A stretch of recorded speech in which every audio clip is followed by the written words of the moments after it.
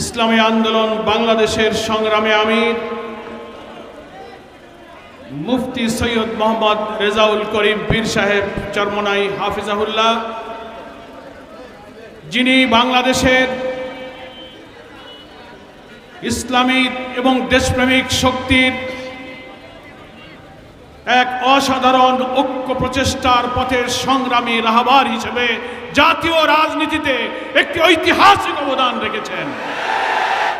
পীর সাহেব চরমনাইয়ের ডাকে ফ্যাসিবাদ বিরোধী আন্দোলনের রাজপথে যারা একটি নতুন বাংলাদেশের জন্য জীবন দিয়েছিল, সংগ্রাম করেছিল, আহত রক্তাক্ত হয়ে এখনো যারা একটা নতুন মুক্তির জন্য দিন গুনছে, সেই সব রাজনৈতিক শক্তির প্রতিনিধিত্বকারী সকল দলকে তিনি এক মঞ্চে উপস্থিত করে একটি অনন্য ইতিহাস তৈরি করেছেন।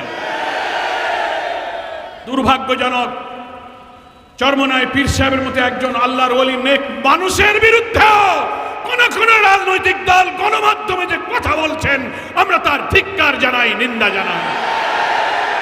এটা তার বিরুদ্ধে বক্তব্য নয়। ইসলামী মূল্যবোধের প্রতীক যিনি, তার বিরুদ্ধে কথা বলার অর্থ হলো ইসলামী সমাজ, রাষ্ট্র, ঐতিহ্য এবং আদর্শের বিরুদ্ধে কথা বলা।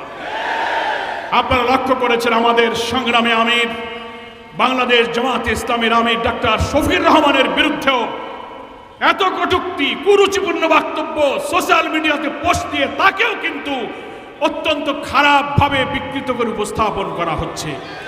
বাংলাদেশের ইসলামী আন্দোলনের পক্ষে যারা থাকেন, ইসলামী সমাজ এবং রাষ্ট্রের কথা যারা বলেন, চাঁদাবাজি, মস্তানি, খুন, ধর্ষণ, নারী নির্যাতন, ঘুষ এবং মানব রচিত তন্ত্রমন্ত্রের বিরুদ্ধে যারা একটি নতুন সমাজ গড়ার স্বপ্ন দেখছেন, সেই নেতৃবৃন্দের বিরুদ্ধে এই অপপ্রচার হচ্ছে একটি ষড়যন্ত্রের অংশ।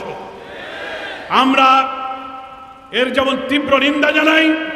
জাতীয় রাজনীতিতে যারা ভূমিকা রাখছেন, সকল দল মত নির্বিশেষে আমরা বলবো, দেশবাসীর কাছে আপনি আপনার আদর্শ তুলে ধরুন। আপনার চরিত্র আদর্শ যদি জনগণ পছন্দ করে, লোকেরা আপনাকে ভোট দেবে। কিন্তু আপনি ব্যক্তির বিরুদ্ধে মিথ্যা প্রচার করেন কেন? অসত্য তথ্য দেন কেন? যারা জীবনে একটি মিথ্যা বলে নাই, চুরি করে নাই, হারাম খায় নাই, তাদের বিরুদ্ধে অশ্লীল কথা বলে আপনি আপনার নিজের চরিত্রকে আপনি ধ্বংস করে দিয়েছেন।